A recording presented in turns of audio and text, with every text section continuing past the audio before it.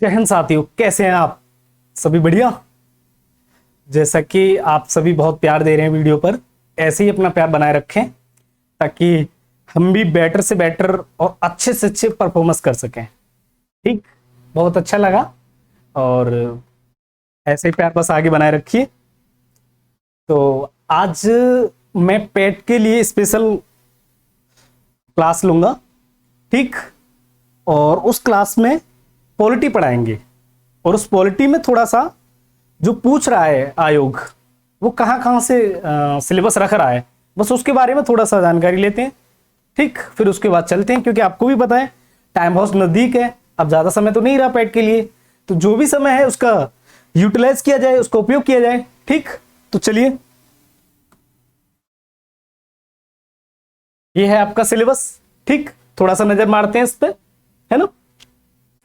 देखिए, भारतीय संविधान पहला पूछा है आपका, भारतीय संविधान और उसकी मुख्य विशेषताएं, क्वालिटी ऑफ इंडियन कॉन्स्टिट्यूशंस। ठीक, तो उसकी क्या क्या विशेषताएं हैं, कितना लचीला है, कितना फायदेमंद है ना, और क्या क्या है इसके, जिस तरीके से सरकारें चलाई जाती हैं। ठीक, दूसरा है राज्य के नीति निर्देशक सिद्धांत, है ना, राज्य के नीति निर्देशक सिद्धांत, कल्याणकारी राज्य बनाने के लिए कौन कौन से नीति निर्देशक सिद्धांत हैं उसके बारे में है। फिर मौलिक अधिकार एवं कर्तव्य, आपके फंडामेंटल राइट के बारे में पूछ रहा है। चौथा है संसदीय प्रणाली, आपकी संसद की प्रणाली कैसी है उसके बारे में पूछ रहा है। ठीक है, संसद किस किस तरीके से वर्क करती है वो है। नेक्स्ट, संघीय प्रणाली और केंद्र शासित प्रदेश और केंद्र राज्य में संबंध, है ना, तीनों जोड़ दिए इसने। ठीक है, केंद्र शासित प्रदेश, केंद्र और राज्य में संबंध, ये भी जोड़ दिया। नेक्स्ट, आपका ये पूछ रहा है कि न्यायिक ढांचा व सर्वोच्च न्यायालय और उच्च न्यायालय, इसमें आपको अंतर स्पष्ट करना है दोनों में। ठीक, क्योंकि दोनों ही न्यायिक प्रणाली है लेकिन अपनी अपनी जगह पर कार्य करती हैं, है ना। सबके अधिकार क्षेत्र अपने सीमित हैं, तो ज्यादा अधिकार क्षेत्र नहीं है, सबके अधिकार क्षेत्र सीमित है। ठीक, नेक्स्ट, जिला प्रशासन, एक छोटा स्तर है जिला का, उसका पूरा प्रशासन पूछ रहा है आपको, नगर पालिका, नगर निगम, उसकी स्थापना, ये सारी चीजें पूछी जाएंगी। ठीक, नेक्स्ट पूछ रहा है स्थानीय निकाय वो पंचायती राज व्यवस्था, है ना, अपने यूपी में 3 स्तरीय पंचायती राज व्यवस्था है, तो उसके बारे में ये सारी चीजें जानकारी है। चाह रहा है आपसे कि आप इसके बारे में कितना कुछ जानते हैं। तो ये है पूरी आपका सिलेबस। तो आज मैं एक स्ट्रक्चर खड़ा करूंगा आपके सामने, एक ढांचा तैयार करूंगा, उससे आपको यह पता पड़ जाएगा कि किस तरीके से चीजें बनेंगी हमारे साथ और किस तरीके से हम पढ़ेंगे और उनको किस तरीके से समझेंगे, है ना। ये ठीक ऐसे ही है जैसे आप घर बनाते हैं और घर बनाने के बाद सबसे पहले क्या बनाते हैं, नक्शा, है ना। तो ठीक, मैं आज नक्शा ही आपको बना के दिखाऊंगा, एक स्ट्रक्चर बना के दिखाऊंगा, फिर कल से आपकी पॉलिटी की क्लास कंटिन्यू। ठीक है, तो चलिए समय जाहिर न करते हुए वर्क करते हैं अपना, है ना। ठीक, चलिए देखिए, पहले हम बात करेंगे सरकार।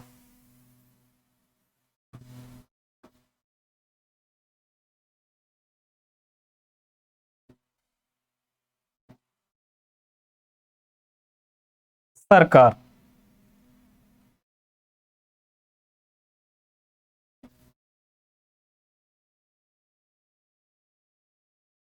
ठीक, सरकार यानी गवर्नमेंट।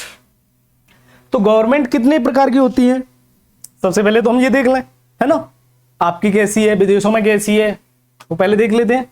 चलिए देखिए, पहली सरकार जो होती है उसे हम कहते हैं राजतंत्र।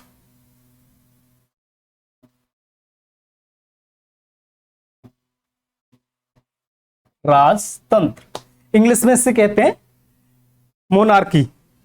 ठीक है, इंग्लिश में इसे क्या कहते हैं, मोनार्की, क्योंकि दोनों ही तरीके से पेपर आता है उसका वो कर देते हैं, हिंदी भी ट्रांसलेट और इंग्लिश भी, तो कभी कभी फंस जाओ। तो मैं आपको बता, राजतंत्र को कहते हैं मोनार्की। तो राजतंत्र जो होता है उसका मतलब होता है कि वह शासन यहां पर केवल राजा की चले। तो वर्तमान में कोई ऐसा देश है यहां पर राजतंत्र है? एक है, अरब।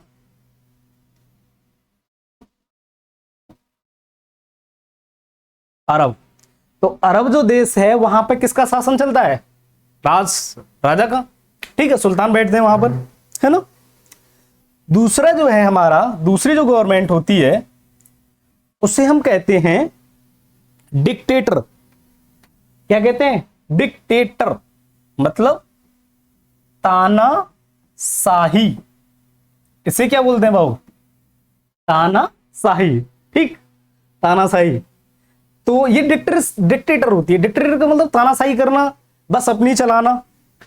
तो कौन कौन सी सरकारें, कौन कौन से देश हैं जो तानाशाही करते हैं, है ना, गवर्नमेंट चलाते हैं? तो इसमें सबसे पहले हम आपको बताएं, थोड़े संयुक्त अरब अमीरात के देश हैं, उसमें है यमन, ठीक, मिस्र, है ना, जर्मनी। आपको पता है जर्मनी में हिटलर ने चलाई थी, सबसे प्रसिद्ध है व्यक्ति हिटलर, है ना।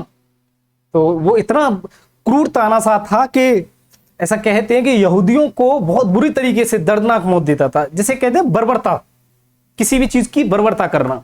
ठीक, तो ये जर्मनी। और एक मैं आपको बता दूं, बड़ा फेमस चल रहा है इस समय, नॉर्थ कोरिया। नॉर्थ कोरिया, आप सभी जानते होंगे नॉर्थ कोरिया को। उसमें एक व्यक्ति है किंग जॉन, और ठीक ठाक व्यक्ति है वो, मामा ताऊ फूफा किसी को भी नहीं छोड़ता, है ना, तानाशाही है, कुछ भी कर सकता है। तो ऐसे ही ये सरकार कैसी है? डिक्टेटर। डिक्टेटर का मतलब होता है तानाशाही। तो मिस यमन में भी है, जर्मन में भी है, जर्मनी, और नॉर्थ कोरिया में भी है ना, ये भी इसी तरीके से करती है। तीसरे नंबर की सरकार होती है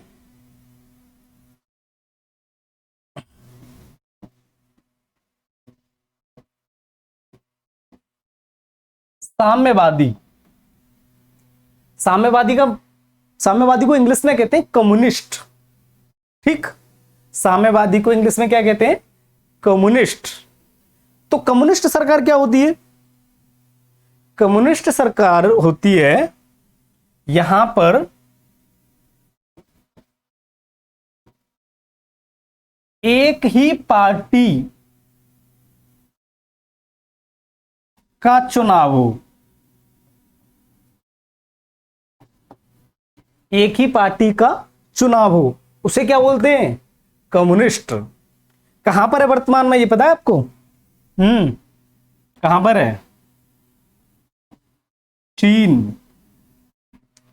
देखिए, एक कम्युनिस्ट पार्टी और है अपने भारत में, लेकिन वो पार्टी है वो अलग है। ठीक है, तो कम्युनिस्ट का मतलब क्या होता है कि एक ही पार्टी शासन करे। तो चीन में क्या है? कम्युनिस्ट पार्टी, चीन की कम्युनिस्ट पार्टी जो है वो अपने हिसाब से शासन करती है। ठीक है, और वहां के जो राष्ट्रपति हैं सी जिनपिंग, आपको पता है वो कभी चेंज नहीं होने वाले, जब तक मरेंगे नहीं जब तक वही रहेंगे। ऐसा ही नियम है वहां का, आप सोचिए। और इसकी कम्युनिस्ट साम्यवादी की एक खास चीज ये होती है कि इस सरकार के बारे में हम कुछ भी नहीं बोल सकते। मैं आपको बता दूं, चीन की जो सरकार है, जो जनता है चीन की, वो अपनी सरकार से कोई सवाल जवाब नहीं कर सकती है। और अगर ऐसा किया तो वो रातों रात कहां गायब हो जाए कुछ नहीं पता किसी को। जी हां, है ना। आप जानते थे अलीबाबा का फाउंडर जैकमा ने बस इतना स्टेटमेंट दिया था कि चीन की सरकार को उद्योग बढ़ाने के लिए लोन देना चाहिए, है ना, लोन। बस उसकी ये बात चीन की सरकार को इतनी बुरी लगी कि वो पता नहीं कहां गायब रह गया, वो गायब ही कर दिया। और सोचिए, जैकमा ऐसे जैसे हमारे यहां अंबानी साहब जो है ना, ठीक जैकमा ऐसा ही है। उसको भी गायब कर दिया। आप देखते हो, आप डिबेट देखो, डिबेट में क्या होता है, कोई मोदी जी को गाली दे रहा है, कोई योगी जी को गाली दे रहा है, कोई किसी को गाली दे रहा है। ठीक है, आप शब्द बोलते रहते हैं, है ना। वहां आप, यहां कम्युनिस्ट साम्यवादी होती है, वहां आप कुछ नहीं बोल सकते, याद रखिए। आप तुरंत ही धर ले जाओगे, पकड़ ले जाओगे, पता ही नहीं पड़ेगा तुम कहां गायब हो गए। यही है कम्युनिस्ट। तो यहां पर तो आप जानते हो कितनी स्वतंत्रता मिली हुई है। मोदी जी को चोर बोल देते हैं, राहुल गांधी जी को पप्पू बोल देते हैं, पता नहीं क्या क्या बोल देते हैं, है ना। देखिए मेरा एक मानना है, और मानना नहीं, ये सही भी है, आपकी नजर भी होगी, आपकी नजरों में हो जैसा भी हो, किसी भी नेता के साथ आप मतभेद कर सकते हैं। हो सकता है आपको मोदी जी के विचार नहीं मिलते हो, ओवैसी जी हैं, हो सकता है उनके विचार नहीं मिलते हो, ठीक है। तो आप किसी नेता से मतभेद तो कर सकते हैं, किसी भी नेता से, लेकिन उसके बारे में अपशब्द नहीं बोलिए, ठीक है। हो सकता है मेरा मोदी जी से विचार नहीं मिलते हो, है ना, लेकिन इसका मतलब ये नहीं है कि मैं मोदी जी से अपशब्द बोलूं। मैं उनकी पॉलिसी का विरोध कर सकता हूं, मैं उनकी नीतियों का विरोध कर सकता हूं कि मोदी जी, मैं उनकी सरकार के बारे में बोल सकता हूं कि आपकी सरकार महंगाई बढ़ा रही है ना, आपकी शिक्षा स्वास्थ्य पर ध्यान नहीं दे रही है। तो किसी भी नेता के साथ तो आप मतभेद हो सकता है आपको, लेकिन आप किसी को उल्टे सीधे शब्द नहीं बोल सकते हैं, ठीक है।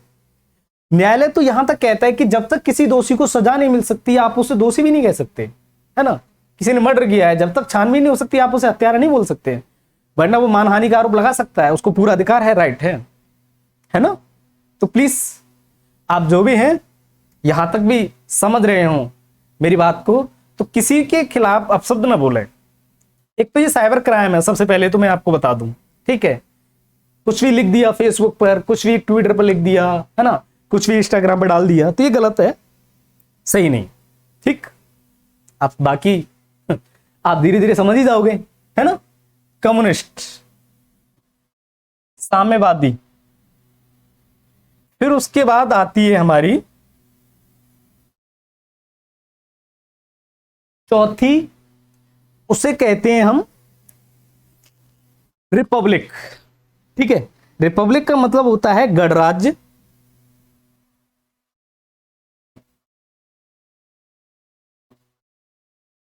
गणराज्य और गणतंत्र।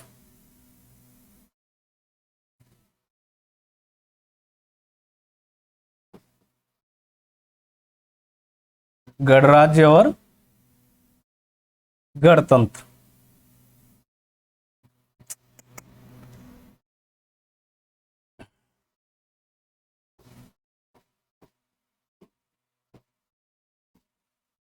गणराज्य और क्या कह सकते हैं हम उसे, गणतंत्र। यह कैसी सरकार होती है, इसमें देश का जो प्रथम होता है, यह देश का मुखिया होता है, ठीक है, उसी का चुनाव होता है। आप सीधे कहते हो देश का प्रमुख का चुनाव, देश के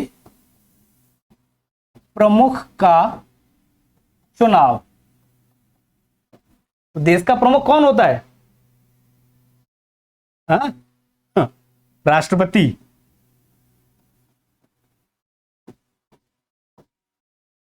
देश का प्रमुख कौन होता है, राष्ट्रपति, ठीक। पांचवें नंबर पर होती है प्रजातंत्र और लोकतंत्र। प्रजातंत्र, ठीक। दूसरा है लोकतंत्र। इसमें क्या होता है, किसका चुनाव होता है, शासन के प्रमुख का, शासन के प्रमुख का। तो शासन का प्रमुख कौन है, बता सकते हैं कौन है भाई, पीएम। शासन का प्रमुख कौन होता है, पीएम, ठीक। तो हमारा भारत कैसा है जरा बताना। हमारा भारत है, अच्छा इसको डेमोक्रेसी बोला जाता है, ठीक है, डेमोक्रेसी, है ना, ठीक। और गणतंत्र को रिपब्लिक। तो हमारा भारत कैसा है, डेमोक्रेसी भी और रिपब्लिक भी है ना, यानी गणतंत्र भी है और लोकतंत्र भी है, ठीक। लेकिन यहां क्या है, शासन का प्रमुख है पीएम, है ना। अब महंगाई बढ़ेगी, कुछ चीजें आपको सही नहीं लगेंगे, आप किससे शिकायत करेंगे? मोदी जी से, है ना। महंगाई बढ़ रही, किससे शिकायत करेंगे? मोदी जी से। ठीक है, स्वास्थ्य के लिए कोई योजना नहीं चलेगी तो किसके लिए शिकायत करेंगे, किससे शिकायत करेंगे? मोदी जी से।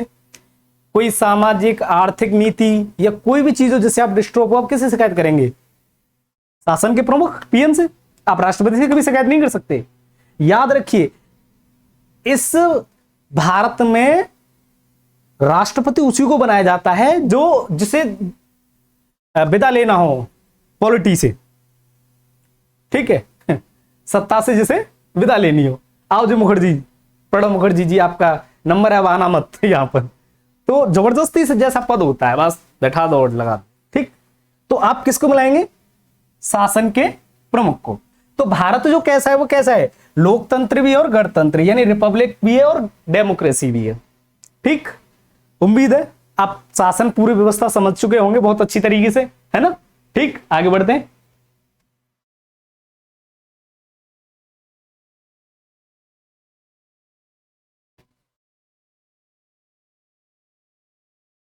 अब बात करते हैं सरकार के अंग। ठीक, देखिए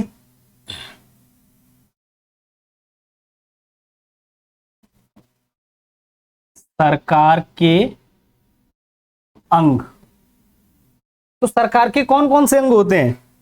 देखिए सरकार के अंग कौन कौन से होते हैं। सबसे पहले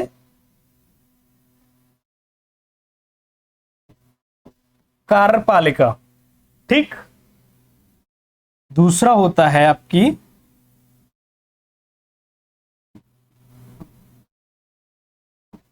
विधायिका, है ना। तीसरी होती है न्यायपालिका। चौथा जो स्तंभ होता है भारत सरकार का, वैसे सरकार का होता तो नहीं है लेकिन माना जाता है, उसे कहते हैं मीडिया। ठीक, आपको पता है आज की मीडिया कैसी हो गई है, मुझे तो बताने की जरूरत नहीं है ना। आप खुद ही एनालाइज करिए कि मीडिया कैसी है, हर चीज को कितना अच्छी तरीके से दिखा रही है। तो सरकार के कितने अंग होते हैं? कार्यपालिका, न्याय विधायिका, न्यायपालिका और मीडिया, ये 4 अंग होते हैं। ठीक, मीडिया को माना जाता है। तो अब हम बात कर लेते हैं पहले कार्यपालिका पर, है ना। ठीक है, ध्यान से पढ़िएगा थोड़ा सा ताकि आपसे कोई भी चीज छूट ना जाए, है ना। बहुत इंपॉर्टेंट चीज बता रहे हैं आपको। अब हम बात करते हैं कार्यपालिका।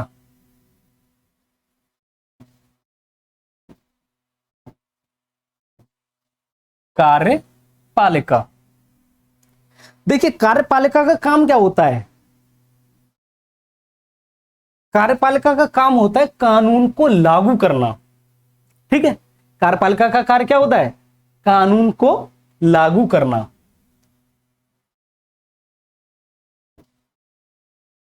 कानून को लागू करना। ठीक है, तो कानून को लागू करना होता है। अब देखिए जरा इसमें,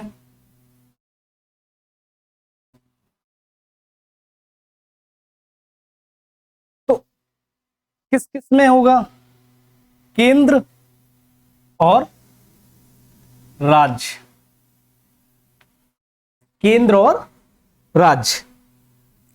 केंद्र, केंद्र में कौन होगा? पहला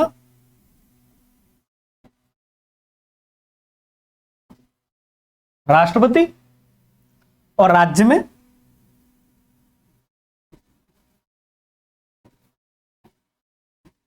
राज्यपाल। आगे समझ में? ठीक, अच्छा राष्ट्रपति नाम मात्र के लिए होता है, ये याद रखना, नाम मात्र, है ना। और फिर कौन होता है?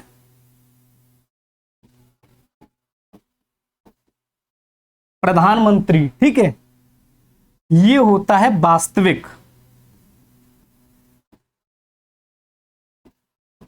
क्या होता है? वास्तविक, है ना। अच्छा, और यहां पर राज्य में वास्तविक कौन होता है? मुख्यमंत्री, है ना।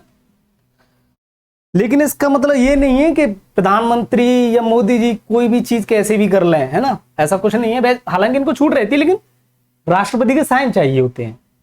ये ठीक ऐसे है जैसे घर में दादाजी, आप देखते हैं कहीं से कोई निमंत्रण आता है तो आपके नाम से नहीं आता, आपके दादाजी के नाम से आता है। अगर वो गुजर चुके हैं तो आपके पिताजी के नाम से आएगा, है ना। तो राष्ट्रपति को बस आप ऐसे नहीं समझिए, तो दादाजी थोड़ी ना जाएंगे किसी बारात में, बारात में तो आप ही जाओगे, है ना। लेकिन काम किसके आधार पे होंगे, आपके दादाजी के नाम से। ठीक, बुजुर्ग आपको किस नाम से जानेंगे, आपके दादाजी के नाम से। तो राष्ट्रपति भी ऐसा ही होता है जैसे दादाजी, लेकिन वास्तविक कौन होता है, प्रधानमंत्री। जैसे आप घर में क्या है, वास्तविक, और आपके दादाजी नाम मात्र के लिए। ठीक, यही सेम रहता है। अच्छा, इसके नीचे भी थोड़ा ऊपर कर लेते हैं। हाँ, अच्छा, राष्ट्रपति किस आर्टिकल में आता है, भारत का एक राष्ट्रपति हो, ये कौन सा आर्टिकल कहता है, बताना जरा। आर्टिकल 52। आर्टिकल 52 क्या कहता है, भारत का एक राष्ट्रपति हो। और भारत का प्रधानमंत्री आर्टिकल 75, है ना। राज्यपाल आर्टिकल 153 और मुख्यमंत्री आर्टिकल 164। तो आर्टिकलों को थोड़ा सा याद रख लिए, क्योंकि ये एग्जाम में पूछ लिए जाते हैं, है ना। हाँ, थोड़ा सा फिर ये तो ये आप, अब देखिए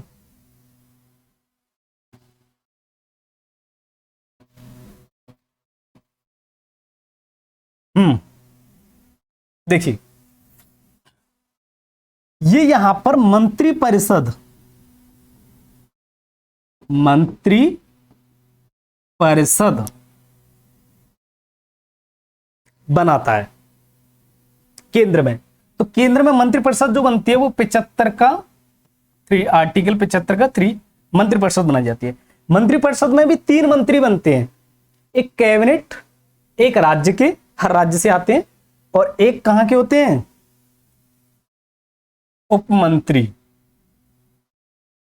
ठीक, देखिए कौन कौन से क्या क्या बनती है। नंबर 1 कैबिनेट, ठीक। नंबर 2 राज्य, नंबर 3 उप मंत्री, है ना। सेम यही होता है राज्य में। सबसे पहले कैबिनेट,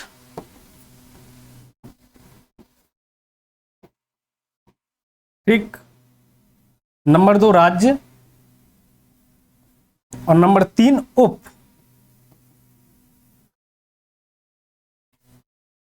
मंत्री, ठीक है ना। आपको भी पता है हमारे यूपी में 2 उप मुख्यमंत्री रखे थे, याद है, केशव प्रसाद मौर्य और दिनेश शर्मा, है ना। 2 मुख्यमंत्री रखे थे, उप मुख्यमंत्री, हाँ उप मुख्यमंत्री, और मुख्यमंत्री योगी आदित्यनाथ थे, है ना। तो उप मुख्यमंत्री चला दी जाती है। अब देखो इनको चलाता कौन है, अब इनके नीचे कौन आएंगे, सचिव। कौन आएंगे, सचिव। और सचिव के नीचे फिर आते हैं आपके अधिकारी। यहां पर भी यही हाल है, सचिव और अधिकारी। याद रखिए, मानना न मानना इनके हाथ में है ना, मानना या मानना इनके हाथ में, लेकिन सारा जो ज्ञान देते हैं ये सचिव ही देते हैं, और यही आईएएस पीसीएस होते हैं।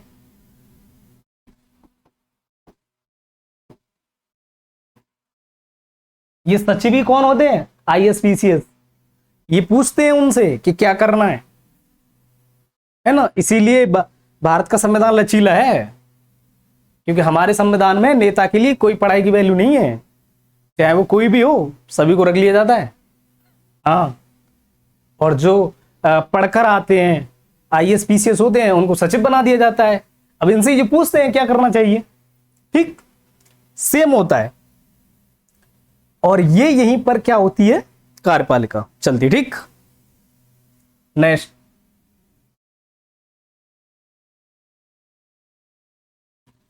तो आपको कार्यपालिका समझ में आ गई। ठीक है, तो केंद्र और राज्य में फर्क महसूस हो गया।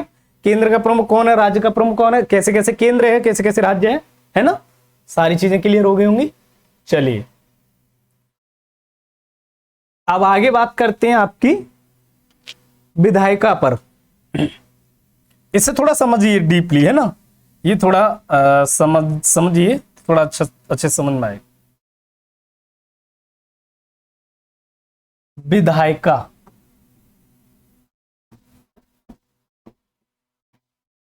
क्या है, ये विधायिका, इसे ही दूसरी भाषा में बोल देते हैं व्यवस्थापिका। विधायिका को क्या बोल देते हैं, व्यवस्थापिका। व्यवस्थापिका, इसे ही क्या बोल देते हैं, व्यवस्थापिका। ठीक, इसका कार्य क्या होता है विधायिका का, विधायिका का कार्य होता है कानून, विधि, ठीक, कानून, विधि और विधेयक, और क्या हो गया आपका, विधेयक बनाना, है ना। विधायिका का क्या कार्य क्या होता है, कानून, विधि और विधेयक। देखिए जब तक कोई भी विधेयक पास नहीं होता, ये राष्ट्रपति उस पर साइन नहीं करता, तब तक वो विधेयक होता है। और जैसे ही राष्ट्रपति उसे साइन कर देता है तो वो क्या होता है, कानून। यही फर्क होता है विधेयक और कानून में, है ना। विधेयक लाया जाता है, देखो मैं भी पूरा समझा दूंगा आपको कैसे कैसे लाते हैं विधेयक को। ठीक, अब इसमें भी आपका सेम चलेगा।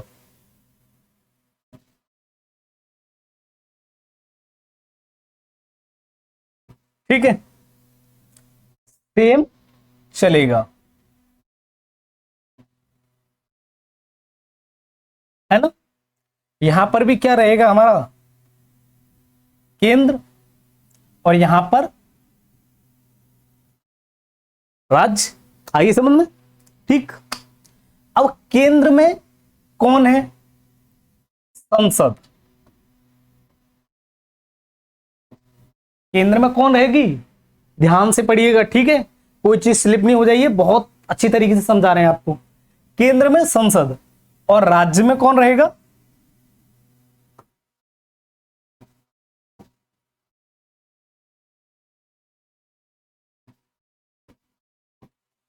विधान मंडल। क्या रहेगा, विधान मंडल। ठीक, केंद्र किससे बनेगा, आर्टिकल 79। ठीक है, संसद किससे बनेगा, आर्टिकल 79।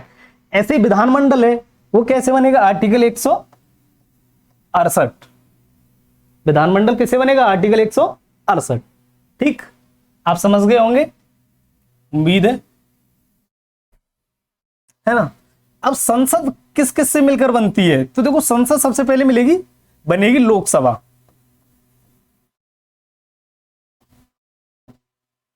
ठीक, राज्यसभा,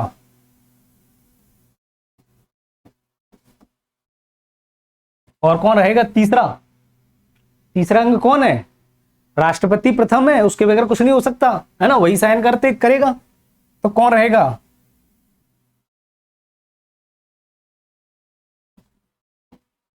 राष्ट्रपति। तो संसद किन से मिलकर बनती है, लोकसभा, राज्यसभा और राष्ट्रपति। ठीक, ऐसे ही राज्य है, वो विधानमंडल है, तो विधानमंडल भी किस किस से मिलकर बनेगी, विधानसभा,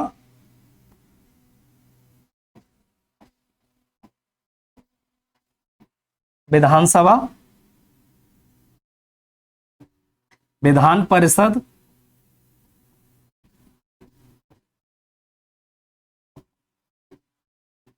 और यहां पे लिख देता हूं थोड़ा कम है, राज्यपाल। और किससे मिलेगी, राज्यपाल। ठीक है, लोकसभा, राज्यसभा और राष्ट्रपति तीनों से मिलकर संसद बनती है ना। और विधानसभा,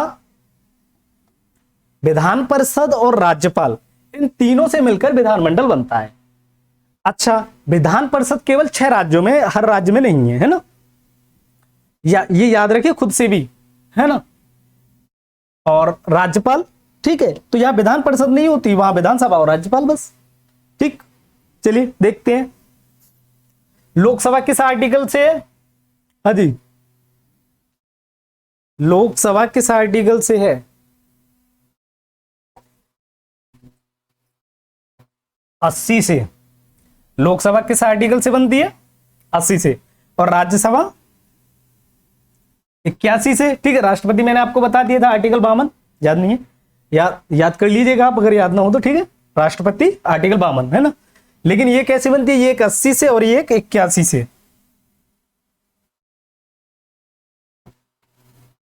ठीक, अब विधानसभा और विधानमंडल, है ना। विधानसभा आर्टिकल 170 से मिलकर बनती है, ठीक है, और विधानमंडल 169। ठीक, राज्यपाल आपको पता ही होगा, है ना। नेक्स्ट,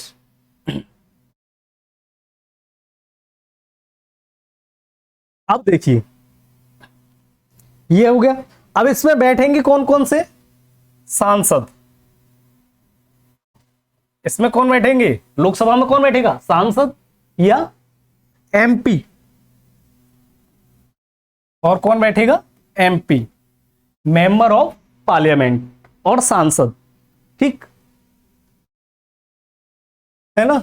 अब विधानसभा और इसमें बात करेंगे तो इसमें कौन बैठेगा? विधायक,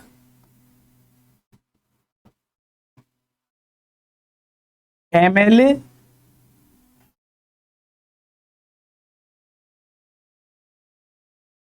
एमएलए, ठीक है, मेंबर ऑफ लेजिस्लेटिव असेंबली, और बैठेगा एमएलसी, ठीक, मेंबर ऑफ लेजिस्लेटिव काउंसिल, ठीक, काउंसलर। तो ये बैठेंगे, है ना। अब होगा क्या, जैसे मान के चलो ये लोकसभा है, ठीक, और लोकसभा आपको पता है कि लोकसभा जो है वो स्थायी सदन नहीं है, अस्थायी है। तो स्थायी सदन कौन सा है? राज्यसभा, है ना, क्योंकि राज्यसभा कभी भंग नहीं होती। इसके प्रत्येक 2 साल बाद मतलब उनको रिटायरमेंट कर दिया जाता है, लेकिन कभी भंग नहीं की जाती है ना। लोकसभा कभी भी आप इसको भंग कर सकते हो, लोकसभा को हम कभी भी भंग कर सकते हैं, है ना, हो सकती है वो भंग। ठीक, कैसे हो सकती है भंग लोकसभा? सेम इधर भी राज्य में भी यही है, विधानसभा को आप भंग कर सकते हो लेकिन विधान परिषद को भंग नहीं किया जा सकता, है ना। तो कैसे होगी? देखिए, सबसे पहले लोकसभा बना लें, ठीक है, भंग बाद में कर लेंगे, है ना। कोई भी चीज हो उसको बनाया बहुत मेहनत के साथ किया जाता है, थोड़ा बहुत आराम से कर दिया जाता है, वो सारी चीजें होती रहती हैं, ठीक है, पहले बना लेते हैं। तो देखो लोकसभा में कितनी सीटें होती हैं? 552। लोकसभा में कितनी सीटें हैं? 552। ठीक, अगर आपको सरकार बनानी है, अगर आपको अपनी सरकार बनानी है तो आपको बहुमत पेश करना पड़ेगा अपना। क्या करना पड़ेगा? बहुमत। और बहुमत का मतलब क्या होता है? कुल का 50% प्लस 1, है ना, कुल सीटों का 50% प्लस 1। अगर ये निकल के आ जाएगा तो आपका क्या हो जाएगा? बहुमत। तो 500 के आधे करो, कितना हो गया? 250, है ना। 52 लगभग आपका आएगा 273 सीट। अगर 273 सीट कोई जीत लेता है तो वो अपनी सरकार का दावा कर सकता है लोकसभा में, याद रखिए, ठीक, बिल्कुल दावा कर देगा निश्चित रूप से, है ना। लेकिन मान के चलो वो सीट ही केवल 200 लेकर आई कोई पार्टी, अब क्या होगा? अब तो कंफ्यूज हो गया। फिर वो क्या करेगी पार्टी? फिर वो ये करेगी कि किसी दूसरी पार्टी की सीट भी ले ले। उसे हम बोलते हैं गठबंधन। क्या बोलते हैं उसे हम? गठबंधन। तो कहते हैं सरकार गठबंधन से बनी है ना। आपको भी पता है एक बार कांग्रेस और सपा यूपी में एक हो गए थे, मुलायम सिंह, वो अखिलेश यादव और राहुल गांधी, आपको पता है, गठबंधन कर लिया था, फिर भी नहीं जीत पाए वो, है ना। तो ऐसे ही गठबंधन कर लिया जाता है, ठीक है, जब वो बहुमत पारित करती है। और जब वो लोकसभा में बहुमत पारित कर देती है तो उसमें से ही कोई अपने में से एक प्रधानमंत्री चुन लेता है और कैबिनेट बना लेता है, सबको अपने अपने पद दे दिए जाते हो, कोई शिक्षा मंत्री बन जाता है, कोई रक्षा मंत्री बन जाता है ना, कोई गृह मंत्री बन जाता है, उसे हम कैबिनेट बोलते हैं, ठीक। आगे समझ।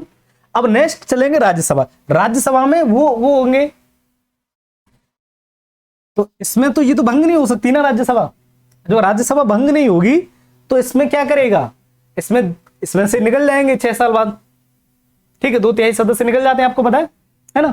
6 साल बाद 2/3 सदस्य, वो 2 साल बाद 2/3 सदस्य निकाल दिए जाते हैं। लेकिन इनकी ये 5 साल के लिए होते हैं और यहां कितने को होते हैं, 6 साल के लिए, ये 5 ये 6 के लिए। अब लोकसभा भंग कैसे हो सकती है, देखो मैं आपको बताऊं। अगर अविश्वास प्रस्ताव लेकर आए लोकसभा में, कोई ये कहे कि ये ठीक नहीं है और अविश्वास प्रस्ताव लेकर आए, अगर वो अविश्वास प्रस्ताव पारित हो गया तो आपकी सरकार ढह जाएगी, ठीक। फिर आपकी सरकार का कोई वैल्यू नहीं है। इसीलिए सबसे कम दिन के जो प्रधानमंत्री रहे हैं वो अटल बिहारी वाजपेयी रहे हैं, 1 सीट से बहुमत गिरा दिया था, है ना। हाँ, मैं आपको जानकारी के लिए बता दूं, एक बार मोदी जी के लिए भी लाए थे अविश्वास प्रस्ताव, विपक्ष, ठीक, लेकिन मोदी जी हैं, उनकी बात बन गई, ठीक है। ऐसे सेम यही होता है, यहां भी अविश्वास प्रस्ताव लाया जा सकता है, ठीक, विधान परिषद द्वारा। यहां पर भी क्या होता है, जब यहां की शासन व्यवस्था भंग हो जाए, ठीक, किसी भी राज्य की शासन व्यवस्था भंग हो जाए तो राज्यपाल जो है वो किससे कहेगा, राष्ट्रपति से, क्योंकि राज्यपाल जवाबदेह है राष्ट्रपति की, राष्ट्रपति ही राज्यपाल को भेजता है, ठीक। और राज्यपाल जवाब देना ही होगा राज्यपाल को राष्ट्रपति के लिए, और वो कहेगा कि राज्य की व्यवस्था फेल हो गई है और सरकार हट जाएगी। और जिस राज्य से सरकार हट जाएगी वहां क्या होगा फिर, जिस राज्य से सरकार हट जाएगी वहां उस राज्य में राष्ट्रपति शासन लग जाएगा। क्या लग जाएगा, राष्ट्रपति शासन। तो राष्ट्रपति शासन लग जाएगा, किस आर्टिकल से लगेगा राष्ट्रपति शासन, पता है 352 में 4 जोड़ो, 356 में 4 जोड़ो 360, इन 3 आर्टिकल से लगता है राष्ट्रपति शासन, ठीक। आपातकालीन सुरक्षा और वित्तीय, ASF, आपातकालीन 352, सिक्योरिटी सुरक्षा 356 और वित्तीय फाइनेंस आर्टिकल 360, ये दोनों लग चुके हैं, लेकिन अभी तक वित्तीय नहीं लगा है। कोरोना काल में ऐसी स्थिति हो गई थी कि शायद लगाना पड़े, लेकिन चलो सौभाग्य है कि नहीं लगाया, वरना गड़बड़ हो जाती,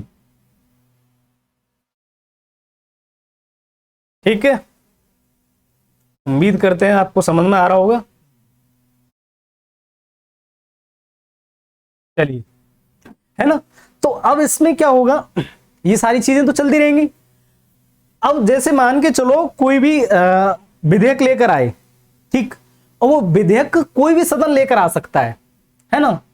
विधेयक भी 3 प्रकार के होते हैं, मैं आपको बता दूंगा, वैसे 4 होते हैं, वित्त विधेयक और धन विधेयक, दोनों अलग अलग होते हैं, ठीक।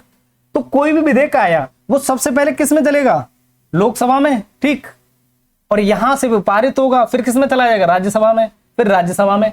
तो विधेयक ऐसे नहीं होता, पहले विधेयक का ड्राफ्टिंग कर ली जाती है। ड्राफ्टिंग का मतलब होता है कि पहले विधेयक की ढांचा बना दिया जाता है, ठीक, और फिर उसके बाद जब ढांचा बना दिया जाता है विधेयक का, फिर उस पर चर्चाएं होती हैं विधेयक पर, है ना। विपक्ष बताता है कि ये गलत है, विपक्ष का काम ही है कमियां निकालना, यानी राज्यसभा का काम क्या है, कोई भी कानून अगर लोकसभा लेकर आए तो उसमें कमियां बताना, ठीक।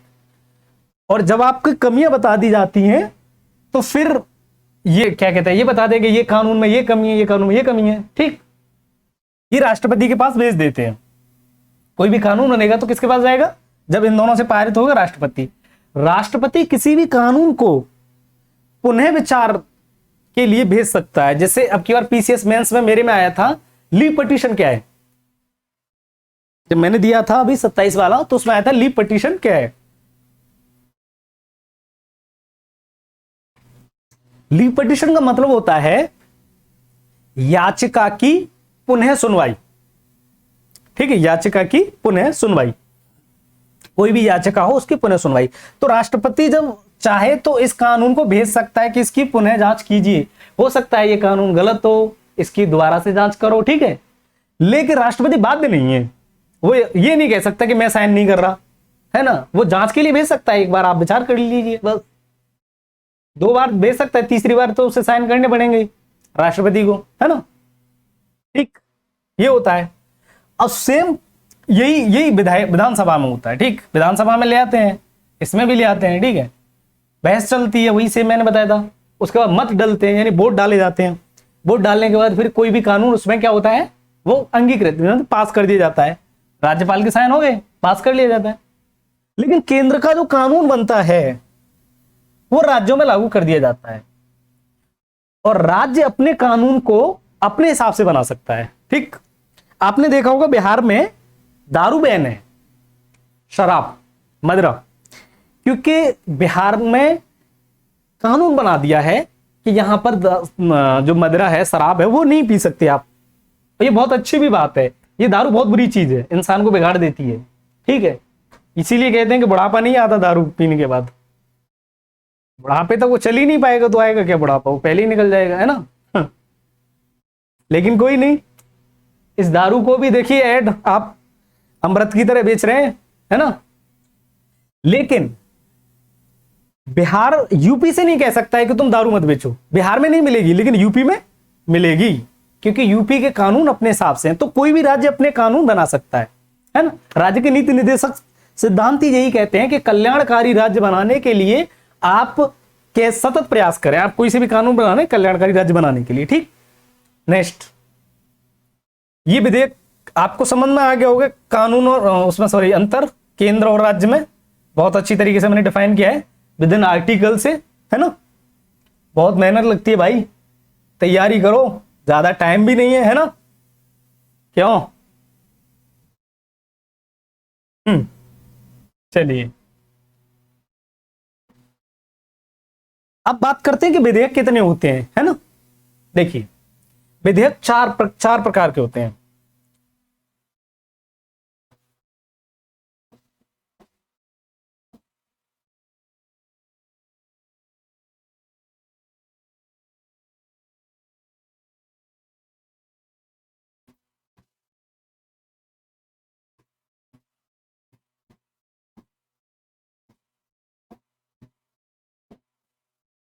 विधेयक, इसे इंग्लिश में कहते हैं बिल, ठीक है। इंग्लिश में क्या कहते हैं इसे, बिल। तो ये बिल जो होते हैं, ये विधेयक जो होता है, देखो एक होता है सरकारी,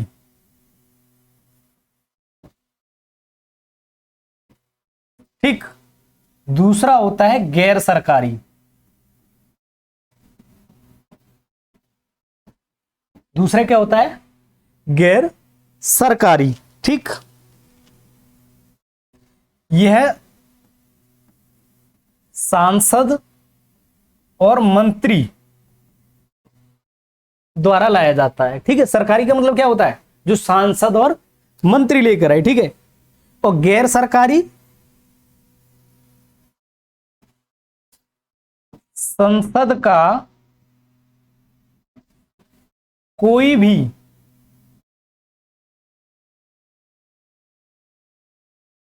संसद का कोई भी सदस्य ला सकता है, संसद का कोई भी सदस्य हो वो ला सकता है, तो उसे हम कहते हैं गैर सरकारी, ठीक। और सरकारी सांसद और मंत्री ही लेकर आ सकते हैं, ठीक है। अब विधेयक कितने प्रकार के होते हैं,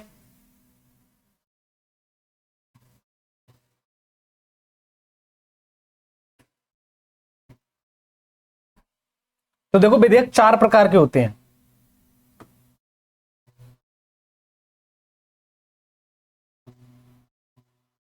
ठीक, पहला विधेयक होता है साधारण। पहला विधेयक कौन सा होता है? साधारण। ठीक, दूसरा होता है धन विधेयक।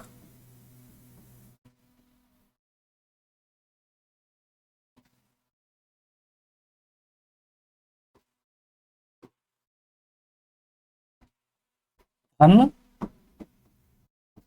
विधेयक। ठीक, तीसरा होता है वित्त विधेयक। वित्त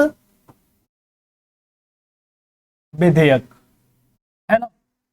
और आपका चौथा होता है संविधान संशोधन। संविधान संशोधन विधेयक। ठीक, संविधान संशोधन विधेयक। देखिए, धन विधेयक अनुच्छेद 110 से लाया जाता है। आर्टिकल 110 से धन विधेयक लेकर आते हैं। ठीक है। वित्त विधेयक आर्टिकल 117 से लिया जाता है। ठीक, और आपको पता है संशोधन करते हैं। कोई भी कानून हो अगर बन गया है तो उसमें बदलाव भी किया जा सकता है। ठीक, आर्टिकल 368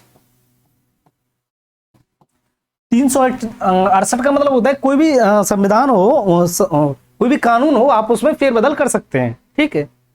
देखो, कोई भी कानून बनाया जाता है वो सीधी सी बात है जनता की भलाई के लिए बनाया जाता है ना। अब जनता की भलाई के लिए नीतियां भी, समाज भी, और भी बहुत सारी चीजें जनता की भलाई के लिए की जाती हैं। दुख इस बात का है कि इसके गलत उपयोग किए जाते हैं, है ना। चीजें तो बन रही हैं आपकी भलाई के लिए, लेकिन क्या हो रहा है, उनका गलत उपयोग हो रहा है ना। वो नहीं होना चाहिए। ठीक है। आप समाज में किसी व्यक्ति को इसलिए दबा रहे हैं कि आप ताकतवर हैं। कानून ना हो तो आप जंगल राज बन जाएगा, है ना। कम से कम इंसानियत तो जिंदगी होनी चाहिए इंसान के अंदर, है ना। हाँ, ये थोड़ा सा इंसानियत जिंदी रहनी चाहिए। तो कोई भी नीति है, कोई भी नियम है, कोई भी कानून है, वो समाज को कल्याणकारी बनाने के लिए किया जाएगा, तो जबरदस्ती नहीं किया जाएगा। ठीक, इसीलिए मैंने कहीं पढ़ा था, एक दुकानदार थे, वो कुर्सी पर बैठ के मोबाइल चला रहे थे। एक प्यासा आया, उसने कहा कि श्रीमान जी, सेठ जी, मुझे पानी पिला दो। तो वो मोबाइल निकाल दे, वो बोले कि नहीं, अभी आदमी नहीं है, बाद में आ जाएगा तो पिला देगा आपको। बहुत प्यासा था, फिर उसने कहा, बोले सेठ जी पानी पिला दो। बोले कि अभी आदमी नहीं है, पिला देंगे जब आ जाएगा। वो प्यासा हाथ जोड़ के कहने लगा, सेठ जी कुछ देर के लिए आप ही आदमी बन जाओ ना, आप ही पानी पिला दो, है ना। तो इंसानियत जिंदी रखनी चाहिए इंसान को। ऐसा नहीं कि आपकी इंसानियत मर चुकी है ना। तो उसने बहुत हाथ जोड़ के कहा कि प्लीज आप ही इंसान बन जाओ, है ना। तो भाइयों, कोई भी हो, आप अपने अंदर की इंसानियत को मरने मत देना, ठीक है ना। इंसानियत तो जिंदी रखनी चाहिए यार। मदद नहीं करेंगे एक दूसरे की तो क्या मतलब है जीवन का, है ना। समझदार हो। ठीक, आगे चलते हैं, है ना। अच्छा, एक चीज है, जो साधारण विधेयक है ना, साधारण जो विधेयक है वो संसद के दोनों सदन में से कोई भी लेकर आ सकता है ना। साधारण विधेयक कौन ले सकता है? दोनों सदनों में से कोई भी, दोनों सदनों में से कोई भी क्या ला सकता है? साधारण विधेयक। ठीक है। अब देखिए, धन विधेयक जो है इसको कौन ला सकता है? केवल लोकसभा। और मैंने आपको बताया था लोकसभा क्या है, यहां पर सरकार, जो पार्टी अपनी सरकार बनाए वो लोकसभा में जाएगी। ठीक है, लोकसभा सीट जीतेगी, जाहिर सी बात है ना। तो ये धन विधेयक कौन लेकर आ सकता है? केवल और केवल लोकसभा। ठीक, अब वित्त विधेयक, देखो वित्त विधेयक भी दो होते हैं। एक फर्स्ट होता है वित्त विधेयक, और एक वित्त विधेयक सेकंड होता है ना। फर्स्ट वाले वित्त विधेयक को केवल लोकसभा लेकर आएगी, ठीक है, लोकसभा। और सेकंड वाले वित्त विधेयक को दोनों सदन में से कोई भी, ठीक है, दोनों सदन। आप समझ गए होंगे, है ना? ठीक है, ठीक है ना, दोनों सदनों में से वित्त विधेयक कोई भी ले सकता है। और संविधान संशोधन आपको पता ही है, दोनों सदन में से कोई भी प्रस्तुत कर सकता है कि हमें ये कानून ठीक नहीं लग रहा, चाहे वो लोकसभा हो या राज्यसभा हो, है ना। इसमें भी क्या है, दोनों सदन, दोनों सदन। देखो, धन विधेयक को रोकना या स्वीकृति करना ये राष्ट्रपति के हाथ में है। धन विधेयक के बारे में बता रहे हैं, इसको रोकना और मतलब वो करना किसके हाथ में है, राष्ट्रपति के हाथ में। अब कभी ऐसा हो जाए, मान के चलो वैसे ना हो, लेकिन कभी ऐसा हो जाए कि लोकसभा और राज्यसभा में ही नहीं बन रही है, फिर क्या होगा, है ना, होता है कभी कभी। घर में आपने देखा होगा कि एक समय ऐसा आता है जब खासकर हमारे ग्रामीण परिवेश या किसी ऐसे ग्रामीण परिवेश सभी जगह ही है कि हमारे जब घर का बंटवारा होता है तो कभी कभी परिवार लड़ जाते हैं, है ना। और परिवार जब लड़ते हैं तो दोनों में बनती नहीं है, एक भाई इधर जाता है, दूसरा भाई उधर जाता है, तो दोनों में बनती नहीं है। जब दोनों में बनती नहीं है तो क्या होता है, लड़ाइयां होती हैं, ठीक। तो ऐसे ही कभी कभी लोकसभा और राज्यसभा में बनता नहीं है ना, हो जाती है कभी कभी लड़ाइयां। एक मैंने किस्सा सुना था अपने यूपी का। यूपी में ये हुआ था, कल्याण सिंह बाबूजी अब तक खैर नहीं रहे, चल बसे इस दुनिया में नहीं है। कल्याण सिंह मुख्यमंत्री थे यूपी के, ठीक, और रोमेश भंडारी थे राज्यपाल यूपी के। हुआ क्या कि किसी बात के पीछे रोमेश भंडारी को उन्होंने जूता दिखा दिया अपना, ऐसा कहते हैं, अब कितनी सच्चाई मुझे नहीं पता।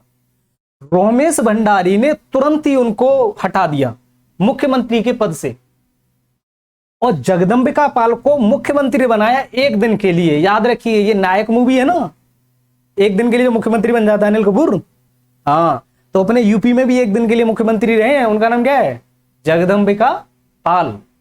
हाँ, वो मात्र एक दिन के लिए मुख्यमंत्री रहे थे।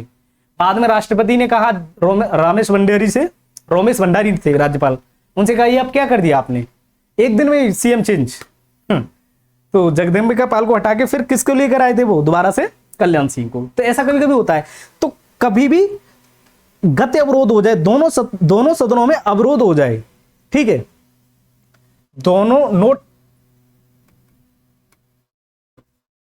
दोनों सदनों में क्या हो गया, सदनों में गतिरोध हो जाए, क्या हो जाए, गतिरोध हो जाए, या दोनों सदनों में बात बन रही हो, दोनों सदनों में गतिरोध हो जाए, लोकसभा और राज्यसभा में दोनों में बहस छिड़ रही है, कोई किसी की मान ही नहीं रहा है ना। और आपने देखी होगी लोकसभा सीडी, वो लोकसभा चैनल लगा के देखिए, आप देखिए कैसे हंगामा करते हैं एक दूसरे पर, है ना। तो दोनों सदनों में गतिरोध हो जाए, ऐसी स्थिति में क्या होगा, राष्ट्रपति संयुक्त बैठक बुलाएगा। क्या बुलाएगा, संयुक्त बैठक। देखो नोट डाल लेना, कभी आ जाए शायद पेट में। संयुक्त बैठक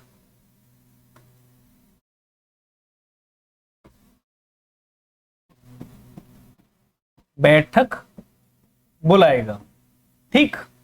राष्ट्रपति क्या करेगा, संयुक्त बैठक बुलाएगा, है ना। और संयुक्त बैठक बुलाकर फिर इनको करेगा।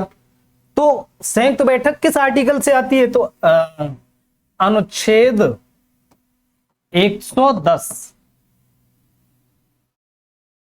आर्टिकल 110 से राष्ट्रपति संयुक्त बैठक बुलाएगा जब संसद में अवरोध चल रहा हो या दोनों सदनों में से कोई भी सदन मान ही नहीं रहा हो। ऐसी स्थिति में राष्ट्रपति क्या करेगा, संयुक्त बैठक बुलाएगा। तो क्या ऐसा हुआ है भारत में, 3 बार हो गया ऐसा, ठीक है। तो कभी पूछ ले तुमसे, नोट कर लीजिए, ठीक। फर्स्ट बार हुआ था आपका 1961 में। पहला संयुक्त बैठक कब बुलाई थी? 1961 में। इसमें एक दहेज विधेयक चल रहा था, दहेज विधेयक, ठीक। दूसरी बार संयुक्त बैठक हुई है 1978 में। ये हुई थी बैंकिंग सेवा के लिए, बैंकिंग सेवा, ठीक। तीसरी बार संयुक्त बैठक हुई है 2002 में। एक मैटर था पोटा, उसमें एक कानून था, उसमें अवरोध चल रहा था। तो ये तीन बार अभी तक संयुक्त बैठक राष्ट्रपति बुला चुका है। और किस आर्टिकल से बुलाता है? 110 से, है ना, ठीक।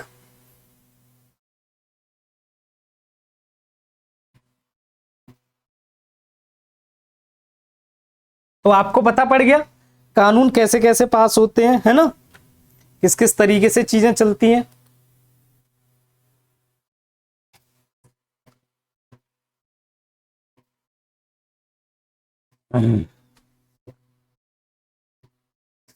कानून पारित होना, ठीक है, कितने विधेयक लाए जाते हैं, ये सारी चीजें, ये संसद की प्रणाली है। आपका स्ट्रक्चर बना रहे पूरा, फिर कल से अच्छी तरीके से डिवाइस और ज्यादा क्लियर करी तरीके से बताएंगे ना। उम्मीद है ये भी आपको अच्छी तरीके से समझ में आया हुआ। पूरी वीडियो देखा करो, ठीक है। आधी वीडियो देखोगे तो कुछ समझ में नहीं आएगा, पूरी वीडियो देखोगे तो मजा आएगा आपको अलग से, और कुछ नई चीज सीखने के लिए मिलेगी, है ना। चलिए, तो अब मैंने कार्यपालिका विधायिका बता दी, अब आपकी आती है न्यायपालिका। न्यायपालिका, ठीक। न्यायपालिका में सबसे मेन क्या होता है हमारा? अच्छा, न्यायपालिका का कार्य क्या होता है? सबसे पहले तो ये देखिए, बताइए। जैसे एक का था कानून बनाना, एक का था कानून लागू करना है, ऐसे न्यायपालिका का काम क्या होता है? न्याय कानून व्यवस्था बनाए रखना। न्यायपालिका का काम क्या होता है? न्याय कानून व्यवस्था बनाए रखना और न मानने पर दंडित करना। कानून न मानने पर, न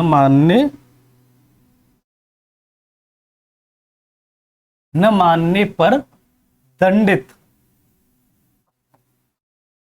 करना, ठीक है। कानून न मानने पर क्या करना? दंडित करना, है ना। कानून का कोई उल्लंघन करेगा तो क्या होगा? दंडित होगा, है ना। अब इसमें भी देखो, ये है जो न्यायपालिका जो चलती है वो इस तरीके से नहीं चलती है। न्यायपालिका में फर्स्ट पहला होता है सुप्रीम कोर्ट। सुप्रीम कोर्ट कहां पर है? सुप्रीम कोर्ट सभी को पता होगी, ये तो दिल्ली में है, ठीक।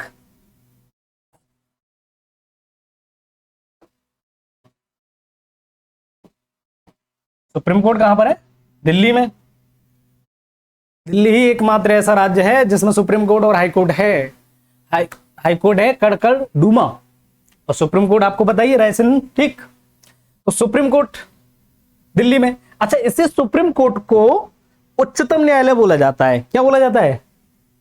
उच्चतम न्यायालय। कभी फंस जाओ एग्जाम में, कभी फंसा दे तो उच्चतम न्यायालय, ठीक। इसके बाद नीचे होता है हमारा high court. High court, high court क्या होता है? हाई कोर्ट राज्य में, और ये आपको पता है केंद्र में होता है, ठीक है ना। ये राज्य में होता है हाई कोर्ट, और इसको कहते हैं उच्च न्यायालय। इसको क्या बोला जाता है? उच्च न्यायालय, है ना। इसके बाद हाई कोर्ट के बाद जो होता है निचला वाला, उसे कहते हैं जिला सत्र न्यायालय, ठीक है। क्या बोलते हैं? जिला सत्र न्यायालय, ठीक, जो प्रत्येक जिले में होता है। किस में होता है? जिले में, है ना। आपको पता है जिले में जिला सत्र न्यायालय होते हैं, फिर उसको बांट दिया जाता है मुंसिफ न्यायालय, दीवानी, कचहरी, इन सब में जिला प्रशासन के हिसाब से। आपका टॉपिक है ना जिला प्रशासन, तो उसमें पूरे में मैं आपको पढ़ाऊंगा, ठीक है।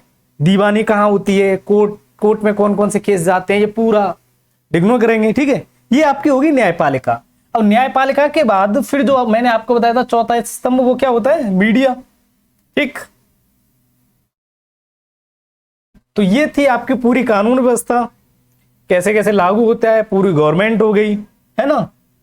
बस यहीं तक डी एंड करते हैं। उम्मीद करते हैं पूरा स्ट्रक्चर आपके दिमाग में बन चुका होगा, और कल से हम हर विषय पर बहुत डीपली जाएंगे। समय बहुत कम है भाइयों, तो पढ़ते रहिएगा, क्योंकि जीवन में और कुछ है नहीं, ठीक है। अभी समय मिल रहा है, आप पढ़िएगा आराम से, है ना। आराम से पढ़िएगा, समय तो बहुत कम है इसलिए, ठीक है। आप पढ़ते रहिए, हमें फॉलो करते रहिए, ताकि हम बहुत अच्छी अच्छी वीडियो और आपके ज्ञान को और बढ़ाने के लिए और अच्छी गुणवत्ता लेकर आए क्वालिटी में। देखिए हर टीचर मेहनत करता है, अजय सर हो, अवनी सर हो, ठीक है, गौरव सर हो, है ना, ये सभी बहुत मेहनत करते हैं। आपको नहीं पता, आपको एक चीज समझाने के लिए हमें कितनी मेहनत करनी पड़ती है। तो प्लीज आप मेहनत करिए, हमारे साथ भी हम भी मेहनत कर रहे हैं और आप भी मेहनत करिए, है ना। एक टॉपिक तैयार करने के लिए भी बहुत मेहनत करनी पड़ती है। तो बस आप आधी वीडियो देखी हटा दी, ऐसा मत करिए भाई, पूरी वीडियो देखो, है ना। कुछ सीखो यार, यहां जितना मिल जाए उतना सीखना चाहिए, है ना। किसी ने कहा है क्या रखा है जीवन में, जो जितना मिल जाए उससे उतना ले लो, ठीक है। कल मिलते हैं। जय हिंद दोस्तों।